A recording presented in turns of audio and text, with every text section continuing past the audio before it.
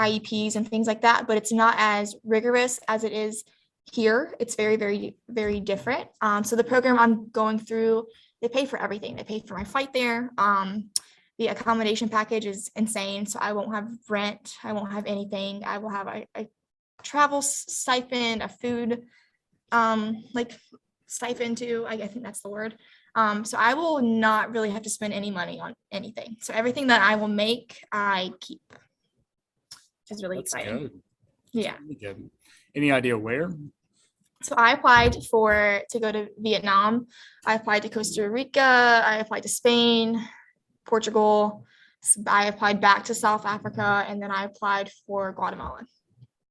So I'm not, yeah, a lot of options, and I'm not being super picky because typically they look for teachers that have had like a vast amount of experience or like a master's degree. And I only have 3 years, but I am a special ed teacher, and that's still in super high need even abroad. So I'm a very competitive candidate. So I've gone through my first round of interviews, and the tentative plan is that I would sign my contract in March, and then I move in September. That is exciting. Yeah, it's very stressful though. I have a car here, I have an apartment, so got to figure out everything. But it's definitely doable. So I'm super excited. You're young, now's the time to do it. Right. All of those places have surfing, right? They do. They definitely do. Surfing's always been a big thing for you. It has. So sweet that you remember that. Absolutely. All right. So what would you tell? We got sophomores here. We just started. So they just finished freshman year. Some of them just started college classes. What advice would you give them? My biggest piece of advice, I would probably say that the one person that's going to get in your way the most is going to be yourself. Because you have to want it. Like you have to want to have your associates and get ahead of the game. There are people that I graduated with that talked so much smack about early college and how it wasn't good for them and yada yada yada. But ultimately, it was their fault that they didn't get the degree or that they didn't do as well. So that's probably my biggest piece of advice is that you have to put yourself first, because really education is the gateway to everything. Growing up for me, I wasn't in the best home life. I had abusive parents, and I knew that education was my only way out. And it has provided me with numerous ways out now. Like I am thriving, I am successful. Everything's great. So I think that would probably be my biggest piece. Also, I felt like when I first started college at Coastal, I felt like I was prepared, but the college classes were a little bit more difficult than they are at Tech. So I would probably keep that in mind too, that it won't be the exact same. They might expect a little bit more work or longer class hours, things like that. But it was still very manageable, and I still did, and I still felt prepared. Does that make sense? Okay. How would you, or let me think of a good way to phrase it. What role did the relationships you had with teachers and professors impact you, both at early college and at Coastal and Tech? I feel like the relationships are really what carried me through. I went into foster care my sophomore year of high school, and I had only been in your class for 1 week. And I was terrified that I was going to get behind on my notes. And I remember doing notes in the little DSS office. And I came in, I was like, here's my homework, Mr. Chappell. And reflecting on that now, like as a teacher, I remember feeling super embarrassed, and I didn't want anyone to know that I was in foster care or, that something bad had like happened. And now that I'm a teacher, I'm like, okay, they definitely knew. Everybody knew because, like you have to know per se. I just wouldn't be where I would be if I didn't have those relationships. You were there for me. Mr. Graham was there for me. I feel like I could have taken a very different turn in my life if I didn't have the academic support and the relationships that I had with my teachers during that time to keep me kind of guided and on the right path. And that carried in with college too. I had the most amazing professors. All of them have written me letters of recommendations for teaching abroad. So I still had support. Like everywhere I went, there was support. Perfect.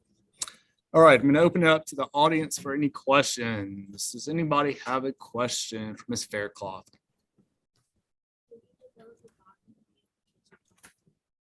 Say one more time. Mm. Did you develop a bond with any of the kids you taught while you were in South Africa? Yes, there were two. So there was a little girl named KK and then Emioli. I cannot say Emioli's last name because it's a very big word. I FaceTime with them once a week, and I've been gone from Africa 3 years, 3 years now. Sometimes it's difficult to speak because there is a language barrier between me and Emioli. They speak Xhosa in South Africa, which is where they click their tongue. Super talented. I don't know. I've tried to learn and I cannot. And then with KK, it's been a little difficult to keep in contact with her because when I met her, so like my last week in South Africa, I stayed at a orphanage, and she had just been brought in from a foster care situation. So she's kind of gone from home to home. So I haven't really kept in touch with her as much as I wanted to, but we have been writing letters. But I also was friends with these people named Bob and Joanna, which are from Florida, and they moved to South Africa to start a orphanage. So I talked to them. And then there's Blake and Megan, who are from Virginia and moved to South Africa to work in a rape center crisis. And we're in contact all the time. So, and like since Bob and Joanna run their own orphanage, there's a school right up the road. So if I do go teach abroad in South Africa, I could live with them and then go to the school. So yeah, contact as well. We are still in contact. What else? The organization you should in, is there one for like not just teaching abroad, but like multiple ones for different careers? What's your question? The organization What organization? teaching abroad, Okay, so the question's about teaching abroad. Mhm.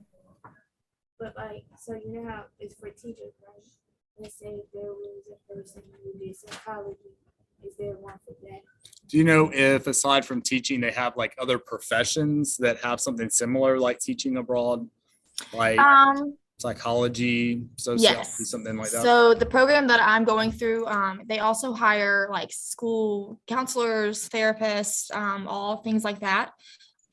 And you don't even really have to be a teacher to do it. You just have to have some type of bachelor's degree. Teaching is preferred, but it's not like a requirement. Cool, thank you. But I promise you, there are tons of jobs abroad. I mean, there are so many programs where you can go work on like a farm and work for them and like live there and then explore. It's just all about doing your research, really. All right, one more question. What did you love most about early college? Early college. There's so many things. I think your class is honestly my favorite class. So that was probably my favorite part, was probably your class. I liked how small it was. That was probably because I felt like I could get my needs met. There wasn't a lot of kids that were like in my way, not like in my way per se, but like in a like at like North Myrtle Beach, there's like 35 kids in one class. Like how can one teacher help 35 kids? Like that's pretty insane. So I just felt like I was able to get the help and everything that I needed because the class sizes were smaller and it was a little bit more personalized. Perfect. Well, we thank you for your time. It's good to see you as always. We'll have to catch up some more. Yeah, I would love that. And I haven't shared the I'm moving and going to teach abroad yet because I obviously have not resigned from my job yet or told anyone. So, but that's what's next and is in the works. Very good. Well, hope you have a great, wonderful long weekend. Thank you. You too. Enjoy the weather. Thank you. Thanks for having me. And if your students have any questions, they can email me if you want to share that. We'll do it. Thank you. Thank you. Bye. Bye.